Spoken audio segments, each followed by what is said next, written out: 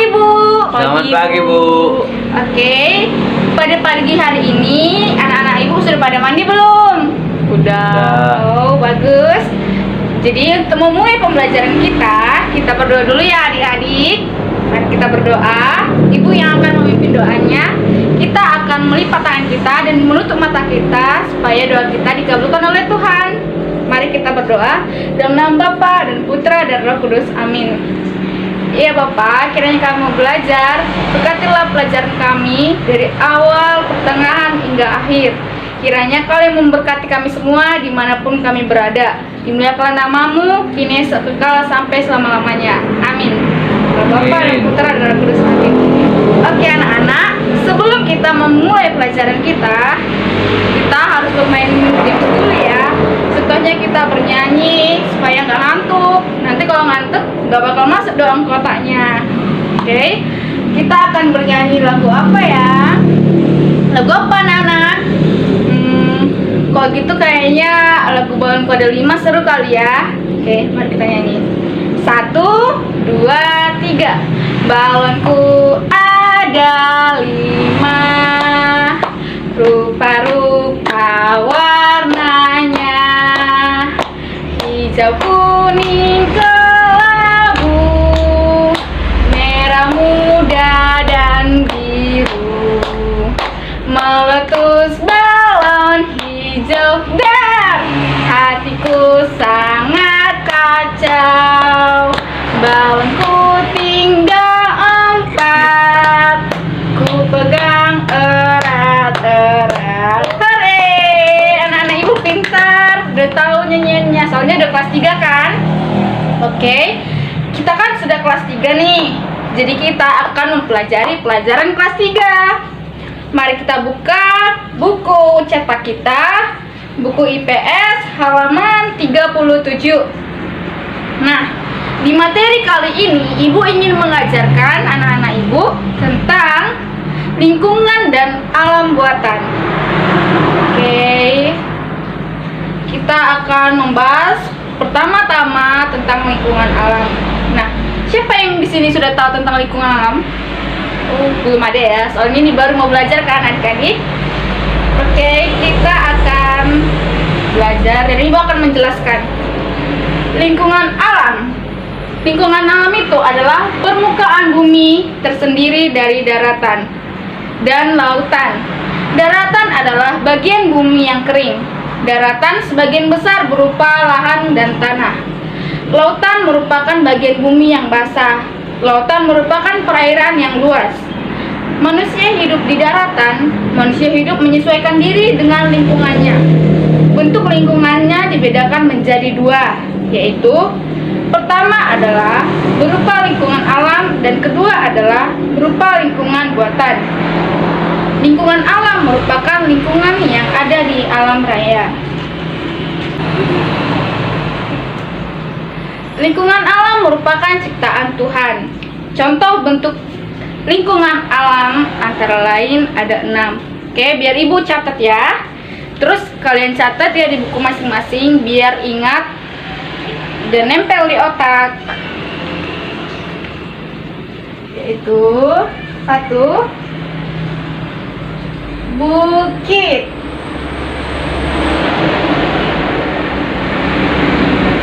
2, gunung. 3, lembah.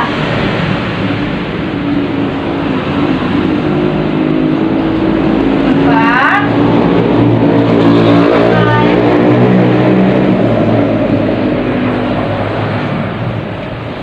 5, danau. 6, hutan.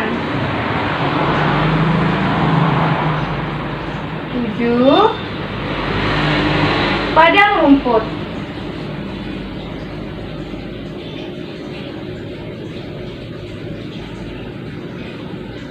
8,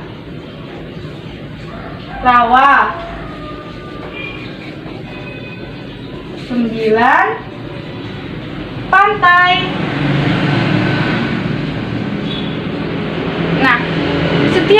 lingkungan alam antara lain ada berapa tadi? Ya benar, ada 9. Di antaranya itu ada bukit, gunung, lembah, sungai, danau, hutan, padang rumput, rawa, dan pantai. Nah, di setiap bentuk lingkungan alam memiliki ciri tersendiri. Ciri tersebut membedakan bentuk yang satu dengan yang lainnya. Contoh bukit. Bukit itu berbeda dengan gunung. Dan berikut ini bentuk lingkungan alam dan beberapa cirinya. Kan Ibu jelaskan, perhatikan ya anak-anak. Perhatikan dan masukkan ke otak agar kita bisa pintar dan bisa menjadi penerus bangsa. Oke? 1. Bukit. Bukit merupakan sejenis di daratan yang hampir mirip dengan gunung. Pernahkah kamu melihat perkebunan teh? Apakah anak-anak Ibu pernah melihat perkebunan teh? Oh, pasti sebagian sudah ada yang pernah ya. Nah, perkebunan tersebut ada di dataran tinggi. Dataran tersebut menjulang seperti gunung. Nah, itu perbedaannya. Bukit hampir sama dengan gunung, namun ada ciri yang membedakannya. Oke, Ibu akan menjelaskan gunung. Yang kedua, ada gunung. Gunung tentunya kamu pernah melihatnya kan? Di suatu tempat atau di mana pasti anak Ibu pernah ada yang melihat gunung. Coba angkat tangan siapa anak Ibu yang pernah melihat gunung? Oke, terima kasih. Gunung itu tentunya bisa kita lihat dari dekat maupun dari kejauhan. Gunung merupakan tanah yang menjulang sangat tinggi. Gunung bentuknya seperti bukit. Nah, gunung ini dan bukit ini bentuknya hampir sama. Namun, gunung ini datarannya lebih tinggi daripada bukit. Gunung bentuknya seperti bukit, namun ukurannya lebih besar dan lebih tinggi. Oke, Ibu jelaskan lagi. Bukit ini juga dibedakan menjadi 2, yaitu gunung. Gunung ini dibedakan juga menjadi 2. Ada gunung aktif dan ada gunung yang tidak aktif. Tidak aktif. Nah, kenapa bisa begitu? Ya bisa dong. Contohnya gunung aktif ini adalah gunung yang dapat mengeluarkan larva atau dapat meledak. Oleh karena itu, ketika kita sedang berada di pegunungan atau kita berada di dekat gunung, kita harus berhati-hati. Jadi ketika gunung ini sudah mengeluarkan larva atau kabut asap, kita harus segera mengungsi karena ini akan dapat menyebabkan meletusnya gunung. Gunung yang meletus itu mengeluarkan larva yang dapat merusak lingkungan dan dapat membunuh makhluk hidup. Jadi kita harus hati-hati. Nah, gunung yang kedua ini, gunung yang tidak aktif ini memang tidak dapat meledak, namun kita tetap harus berhati-hati karena gunung yang tidak aktif pun ada saatnya mereka akan aktif kembali. Jadi kita harus tetap berhati-hati jika kita berada di lingkungan pegunungan tersebut. Oke, lanjut. Nomor 3, lembah. Apa itu lembah? Nah, ini akan Ibu jelaskan. Lembah adalah dataran landai di bawah gunung. Disebut lembah. Lembah disebut juga sebagai kaki gunung. Contoh lembah di Indonesia adalah Lembah Baliem di Papua. Siapa yang sudah pernah melihat lembah? Sepertinya belum ya. Soalnya rata-rata yang melihat lembah itu yang sering mendaki. Tidak mungkin anak-anak Ibu kan sudah mendaki, nanti hilang di gunung ya. Jadi jangan dulu mendaki karena itu berbahaya. Oke. Nomor 4, sungai. Sepertinya semua anak-anak Ibu sudah pernah melihat sungai kan? Iya. Sungai itu merupakan aliran air yang mengalir. Misalnya di belakang rumah kamu ada sungai, airnya mengalir. Kamu bisa mencuci piring, bisa mencuci baju di sungai tersebut kan? Karena di sungai tersebut kita menemukan aliran air. Tapi kita harus tetap berhati-hati karena di sungai itu ada aliran air yang sangat deras yang dapat menghanyutkan. Jadi ketika kamu bermain di sungai, berhati-hatilah. Kita juga takut ada ular dan sebagainya. Jadi ketika kamu berada di sungai, tetap berhati-hati. Oke, nomor 5. Nomor 5 ini ada danau. Danau adalah perairan luas di daratan. Danau termasuk sumber air di daratan. Di beberapa daerah, danau dibedakan menjadi 2 jenis, yaitu ada yang terbentuk secara alami. Gimana itu terbentuk secara alami? Nah, yang terbentuk secara alami itu contohnya adalah Danau Toba. Kenapa terbentuk secara alami? Karena Danau Toba itu ada atau tercipta karena letusan gunung. Oleh karena itu, terbentuklah Danau Toba tersebut. Contoh yang kedua adalah danau buatan. Danau buatan itu sebagaimana?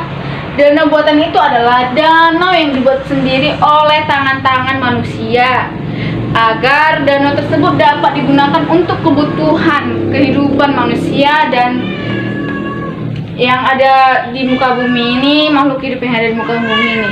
Karena danau itu sangat banyak fungsinya. Apa saja fungsinya? Ya, contohnya di danau kita dapat mengkonsumsi airnya, kita dapat mengambil airnya, kita akan memasak airnya dan dapat dikonsumsi sebagai air minum. Kita juga dapat mandi menggunakan air danau tersebut.